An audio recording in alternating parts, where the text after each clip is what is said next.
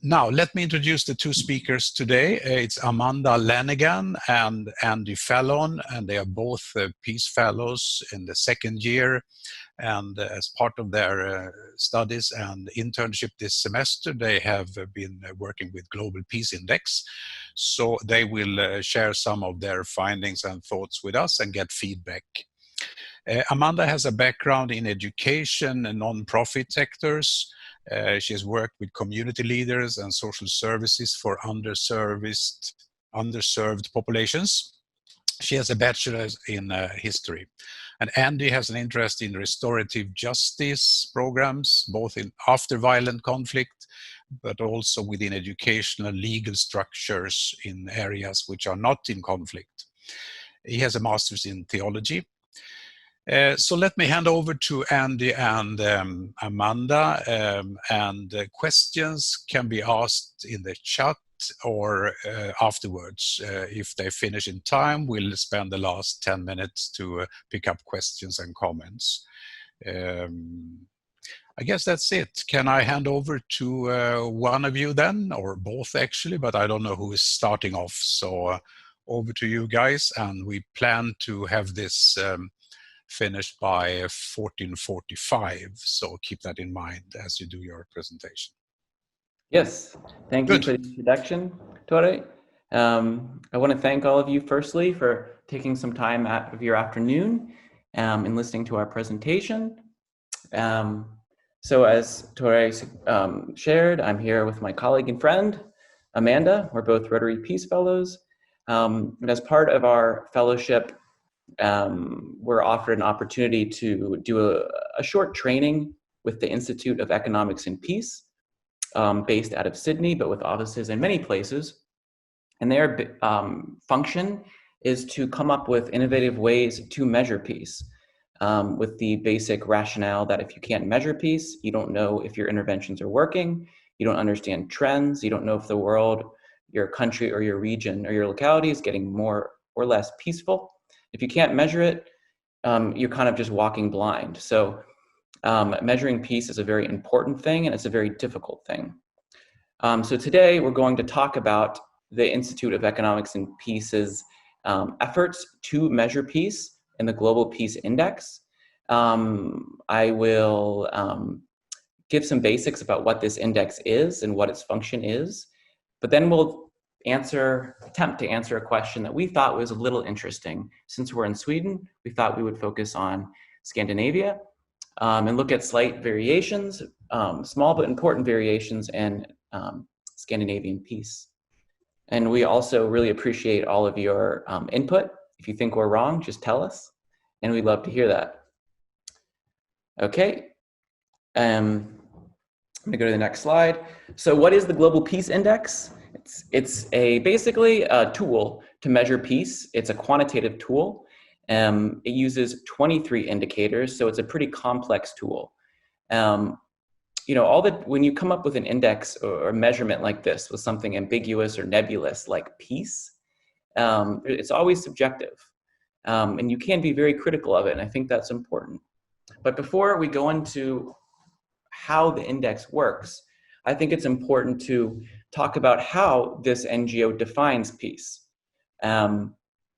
Peace is traditionally defined in the negative, so as the absence of conflict or the absence of the fear of conflict. You can also define peace in the positive with the presence of something, so like the presence of social justice or the presence of institutions, attitudes, or systems that kind of bind societies together, countries together, regions together, and make them more resilient to conflict. So there's many different ways to define peace, and because of this, there's many different ways to measure peace. Now, the Institute of Economics and Peace does it kind of in both ways. They have a Global Peace Index, which is a complex measure of peace in the negative. So it's measuring violence and conflict in many different ways. They also have a positive peace index, which is measuring those binding elements in society, which make it resilient to conflict. Both are important measurements, both are valid, but it's just important that how you the indicators that you use make sense. So again, it's all very subjective, but it's important that you try so you can have reliable trend lines. Now, let's see. As I shared, today we're going to look at the Global Peace Index, which is this sort of negative definition. It's looking at measuring actual violence and conflict.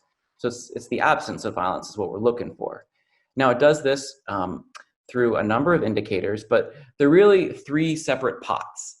So one pot is domestic and international conflict. So here you can think of indicators that are like the relations with countries, how many people died in a conflict, the intensity of conflicts. They have another pot, which is societal safety and security. So here you can think measurements about crime, more internal societal things like homicide rates or terrorism or incarceration rates. Then they have a third pot, which is militarization. So here you can think the number of weapons exports, weapons imports. You can also think of military expenditure as a function of GDP. So these types of indicators are sort of like, they come up with this complex number that allows you to rank all the countries in the world and say which ones, in their opinion, are the most and least peaceful. And they've been doing this for 14 years, so you can see trend lines in both countries, individual peace, and global peace. Now, so when you go to the website of the Institute of Economics and Peace, which I think is Vision of Humanity or visionforhumanity.org, sorry, you can look at the specific numbers of each country. You can look at each individual indicator over time. But there's also this kind of simple color gradation of peace that gives you a really simple overview of which countries, in their opinion, are the most and least peaceful for any given year. Now, Sweden and Norway are consistently very peaceful countries. However, they are surrounded by countries that have the highest level of peace in Finland, Denmark, and Iceland. It's really hard to be ranked in that dark green color that you see on my screen. It's very hard as well to be in the lighter green color. You know, the country that Amanda and I come from, the United States, is not that. And we're very cognizant of the fact that we come from a country that, according to these indicators, is very violent. However, since we're in Sweden, we thought it'd be interesting to explore why is Norway and Sweden a slightly less, kind of relatively less peaceful country than some of its neighbors. Now, as you can see in my screen, here's a ranking of the top 28 most peaceful countries in 2020. Sweden and Norway are doing really well. The scale is from 1 to 5, and they're right at 1.5 and below. They're doing exceptionally well. However, Norway is doing very well. They're top 5. Or sorry, Denmark is doing very well. They're top 5. And our question is why? What differs those 10 plus spots? Why is Sweden and Norway relatively less peaceful than Denmark?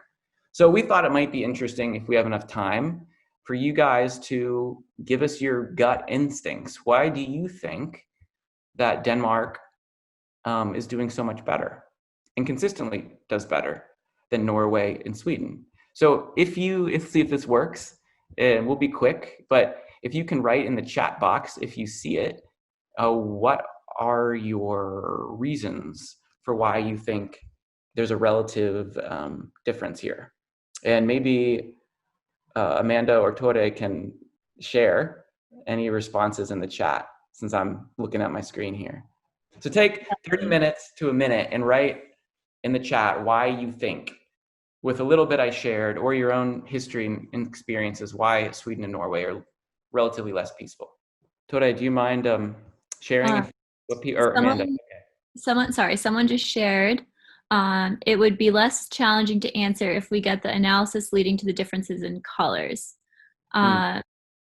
That's a great point, and I think what we're kind of looking for is kind of your gut reaction. You know, without the data points and things, what's your gut reaction as to why? And of course, we're going to go more in depth about this. So if you want to sit tight and don't really have a thought right now, that's completely fine too. Maybe we'll take about 30 more seconds to see if anyone has a response. And Yeah. Bjorn has shared that I've already given him a hint, so he will be quiet. Stefan shared Sweden probably has more criminal activities, shootings, bombs, etc. than Denmark and Finland. Torre has brought up the arms trade. All interesting thoughts. Any other thoughts? I think I'll go ahead. Okay, yeah. Thanks for sharing, everyone. So those are good answers. I think it's important to break it down and look at the specifics. What are the relative differences here?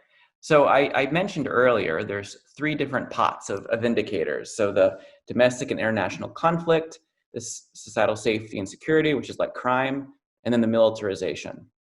Now, when you look at the variation across Scandinavia, and right now, just looking at Norway, Sweden, and Denmark on this chart, you can see that their domestic and international conflict scores are very close. So there's very little variation. Then this is scores between 1 and 5. And then you can see in the societal safety and security indicators that there's some variation, but they are fairly close. I think it's important to break this down. When you look at the specific indicators of societal safety and security, you actually see a lot of balance. So Denmark, for example, has higher homicide and incarceration rates than Sweden consistently. However, Sweden has slightly higher violent crime, but they all have the same perceived level of crime in society. So yes, you can see in this chart, Sweden is has slightly higher scores in societal safety and security, which makes them less peaceful there. But the variation, in our opinion, is minimal, though meaningful. The militarization pot of indicators, however, has the greatest variation. You can see that Norway has a 2.37, Sweden has a 1.79, and Denmark has a 1.31. So here, really, we're trying to explain very small variations in peace. And we believe that the data indicates that the militarization scores explain more of the relative distance between Denmark and then Sweden and Norway. Now, when we look in this a little bit more deeply, if you break down the militarization indicators, so right now we're just looking at indicators that are a part of the militarization pot. So I included 3 indicators here that really, I think, illustrate the variation. I've colored in red the kind of higher levels. So you can see that Norway is a huge weapons importer. They have one of the higher scores globally. And Sweden and Norway also have very high weapons exports scores. Here I included Iceland and Finland just for fun, to give you some context. It's important to recognize Iceland is consistently the most peaceful country in the world. So it's a bit of an anomaly. And Finland, though it is generally scores a little bit better than Sweden and Norway, it's comparable. However, the huge outliers with Sweden and Norway are weapons imports and weapons exports. And in the GPI index, it's these bolded red numbers that kind of create this distance between the 5th place of Denmark and the still good but lower 15th and 17th places of Norway and Sweden. Now, there's a line in the Global Peace Index's 2020 report that I just wanted to read. Weapons exports remain highly concentrated, with 73 countries registering no exports at all for the period of 2003 to 2019. A number of otherwise highly peaceful countries also performed poorly on this indicator, with Norway, Sweden, Switzerland, and the Netherlands all being ranked among the 10 highest weapons exporters per capita for every year in the last 5 years. Now, it's important to recognize that these weapons imports and exports numbers are all relative to the population. So again, Amanda and I are very mindful that we come from the United States. If you look at, and Amanda will in a second go into much deeper illustration of this, we're cognizant the United States accounts for about a third of all weapons exports in the world. Sweden is much smaller than that. But relative to the population size, Sweden's numbers are frankly high. Now, Amanda will continue the presentation with arms exports in the Swedish peace. Hi, everyone. I hope you can all hear me. Can everyone hear me? Yeah, okay.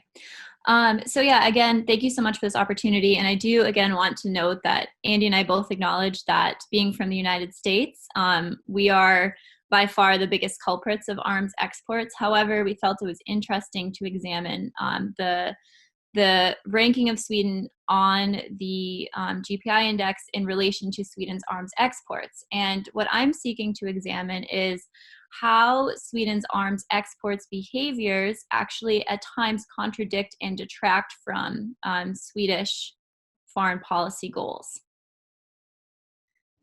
So the first thing we're going to look at are some important export trends. Andy, if you don't mind changing the slide, thank you. So as we've shown before, or discussed a little bit before, Sweden is consistently one of the top arms exporters in the world. And SIPRI, an organization based in Stockholm that perhaps some of you have heard about, consistently ranks it in one of the top 15. Now, Sweden has a number of countries that it trades with, and most of the trade is going to what's called traditional partner countries, such as the United States, South Africa, and Canada, and also the EU.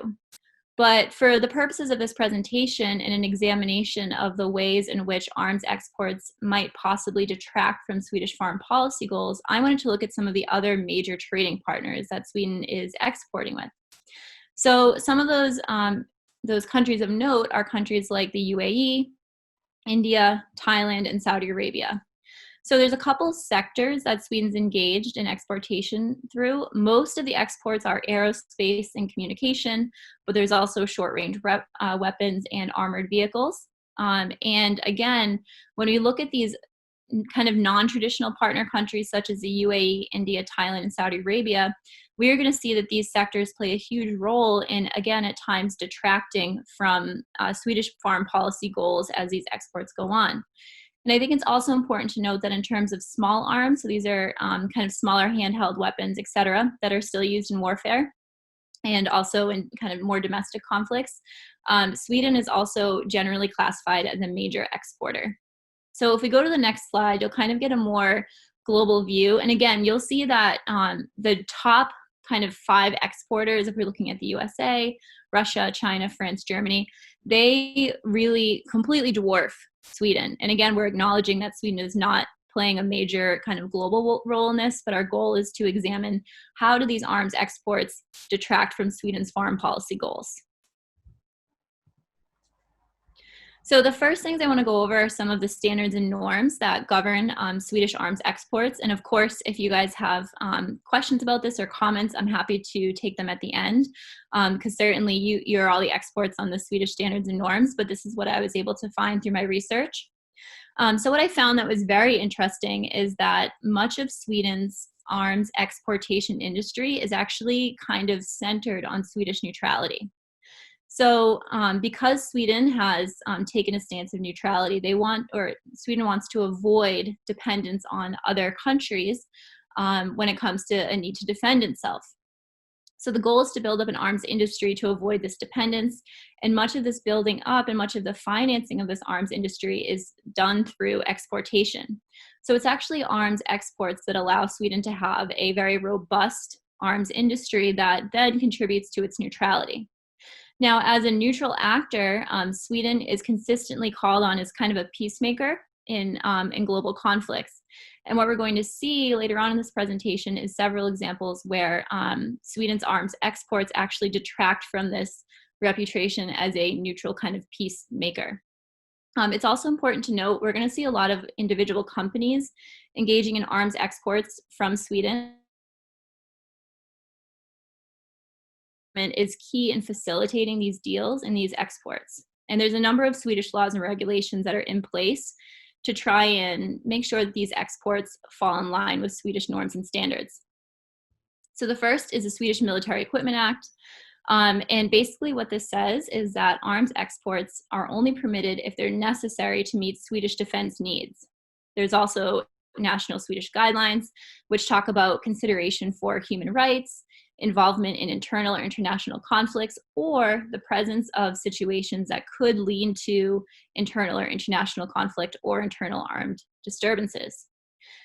So all of this is important to note as we go further and look at some examples, because again, Swedish arms exports are only supposed to occur if they're necessary to meet Swedish defense needs. But because of this kind of neutrality goal and the need to build up the Swedish arms industry, pretty much any Swedish arms export can be cited as something that's necessary to build up this arms industry and maintain neutrality and meet these defense needs. So just an important context as we move forward. There's also a number of international laws and regulations that Sweden is privy to and has signed on to when it comes to arms exports. So these are other kind of standards that are supposed to be considered as Sweden moves forward when examining arms exports or engaging in arms exports. So the first is a UN Program of Action on Small Arms. As I noted before, Sweden is consistently ranked as one of the top small arms exporters. However, according to this protocol, major exporters of small arms are supposed to ensure that the bodies that hold these arms adhere to certain standards of security and safety. There's also the Arms Trade Treaty, which means that any nation with an arms embargo, an act of genocide, or grave violations of the Geneva Convention should not be receiving arms exports from any outside country. There's also a provision for serious gender-based violence in this arms trade treaty, which is of note to Sweden as a country with a feminist foreign policy. Finally, there's the EU Code of Conduct, which focuses on human rights, international law, internal situations in the country, and socioeconomic factors, as well as regional peace. So again, when we look at the following examples, I want us all to kind of keep this in mind. Is the arms export behavior of Sweden really adhering to these code of conducts and standards and regulations that we see here? And we'll see how that unfolds. So most of Sweden's arms exports deals, again, kind of center around balancing interests. And what we've seen through our research is kind of two conflicting sort of interests here. We have the interest of Swedish national security and human security.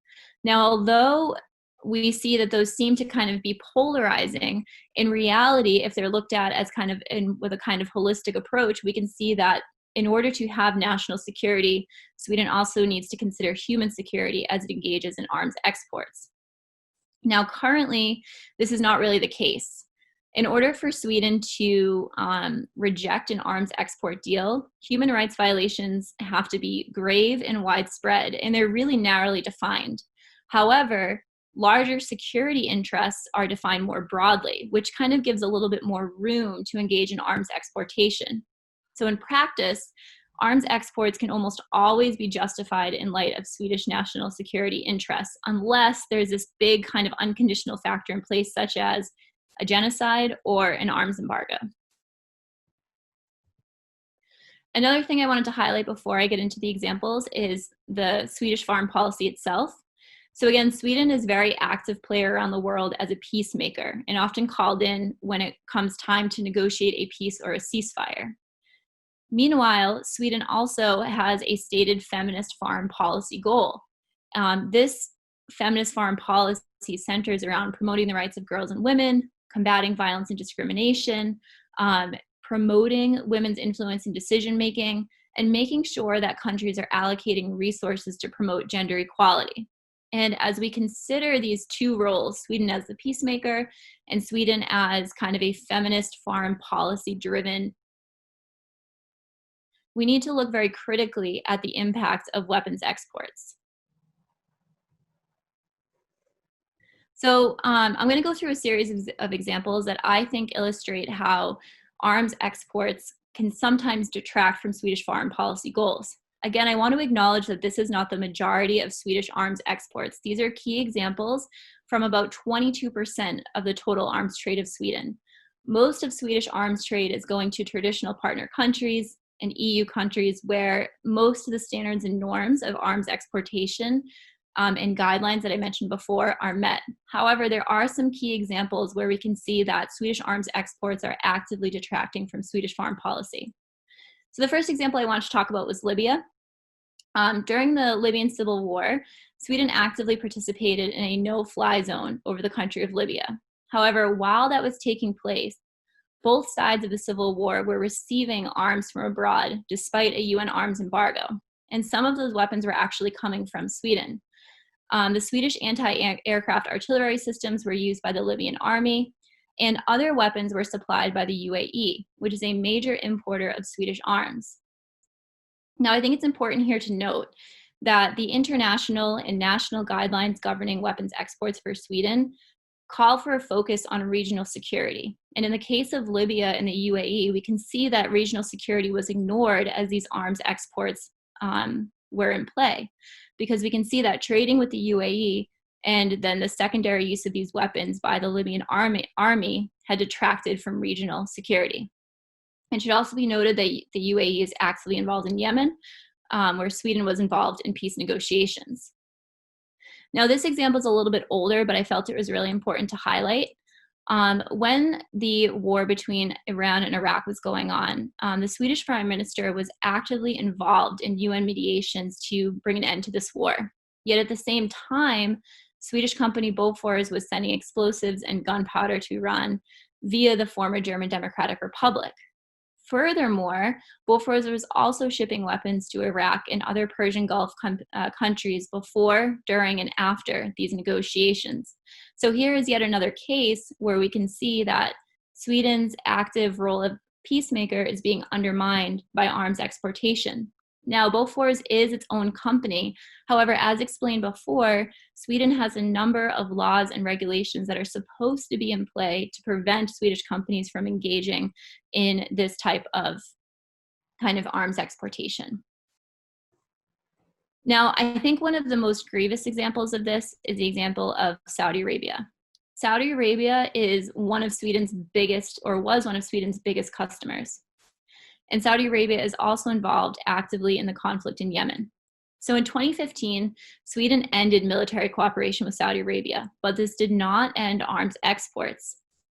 Now, fast forward to 2018, we had Sweden's foreign minister, Margaret Wallström, actively involved in the negotiation of the Stockholm Agreement, which is where Yemen's foreign minister of the Hadi government came to meet with the Houthi senior representative. They signed this agreement, and it was believed that some promise of stability was on the horizon for this country and for this devastating humanitarian crisis in Yemen. However, the agreement failed, and a lot of this failure was due to continuous bombing from Saudi Arabia and UAE.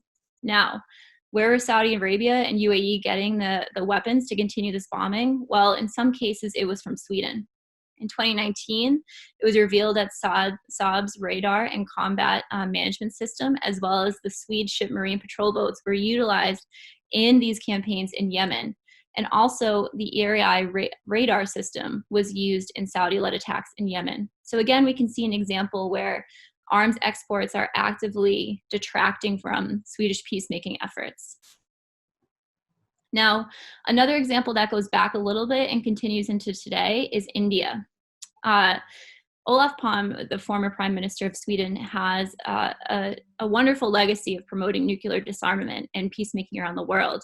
However, this legacy is slightly tarnished by an investigation that revealed that during disarmament talks with India, during talks designed to reduce the number of nuclear weapons in the world, the Prime Minister was actively using these talks to promote purchases of weapons from Swedish companies. Now, this was a pretty big scandal from what I can gather from the Swedish media sources that I found. However, SIPRI reports that India remains one of the biggest importers of Swedish weapons. And although this scandal is past, recently this statistic has become a little bit more concerning. In 2019, Pakistan and India engaged in cross-border conflict, and on both sides, Swedish weapons were utilized in this conflict.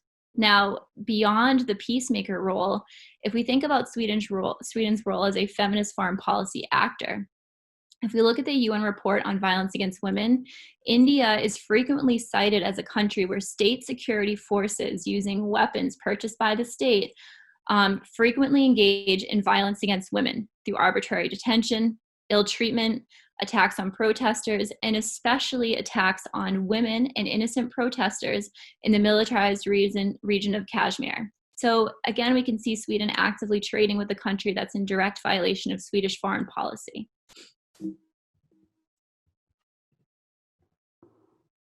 Another two examples that I felt were pretty important were the examples of Indonesia and Namibia. In 2013, a Swedish report on Indonesia revealed that in some regions, women lacked access to very basic rights and also healthcare. It also cited Indonesia for failing to allocate resources to these two really important aspects of women's empowerment. Now, despite this fact, and despite the stated foreign policy goal of encouraging equal resource distribution for women and to promote the power of women, Sweden continues to export weapons to Indonesia. Now, another case that I found really interesting was the case of Namibia. A Swedish report on Namibia, which was collaborated by a later Canadian report, revealed that there are high levels of murder or threat by murder via small firearms for women facing domestic abuse.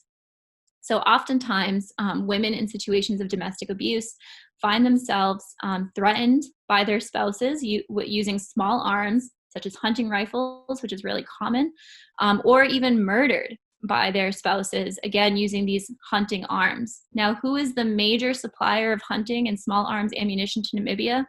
Sweden. So again, we can see where arms exports are detracting from Sweden's feminist foreign policy. So as we look to the future, there's a lot of kind of interesting developments as we examine Swedish arms exports. So Sweden and Germany and the entire EU actually began to cancel contracts with Saudi Arabia after the murder of journalist Jamal Khashoggi. It's important to note that the United States, however, under the leadership of Donald Trump, kind of rejected this idea and allowed the murder to kind of continue to happen with impunity. So it's really important to know that Sweden and other EU countries have taken like a moral stance against Saudi Arabia in this case. Now, recent law in Sweden has also moved forward to increase the military budget to 1.5% of the GDP. The goal here is to increase the size of armed forces and modernize systems. And this emerged after reports that Sweden only had enough artillery and kind of weapons and resources to defend itself for a week.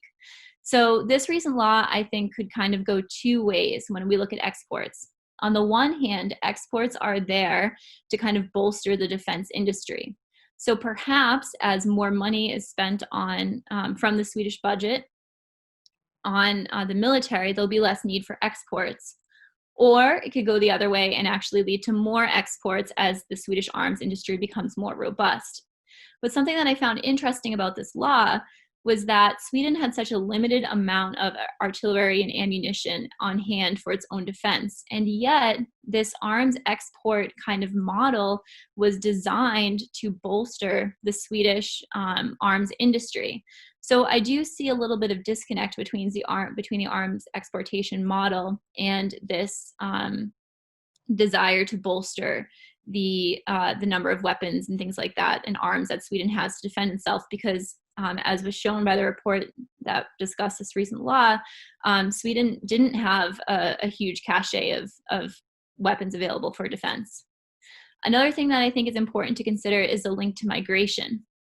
In 2019, the chairman of the Left Party called for a ban on arms sales to Turkey, Saudi Arabia, and the UAE to facilitate an end to the conflicts in the region and alleviate the displacement crisis.